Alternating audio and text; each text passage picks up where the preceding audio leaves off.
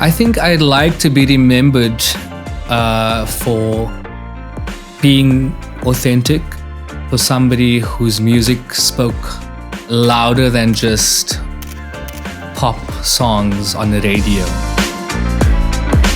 I'd like to really be the soundtrack to people's memories and to people's lives, and that when they grow older one day, they can hear Elephant Shoes or Hot Boxing or 7764 and feel something really special. I want to continue to give back. I think that's my lifelong mission. That was always going to be there. I'd love to continue to do workshops, like with my Community Connects.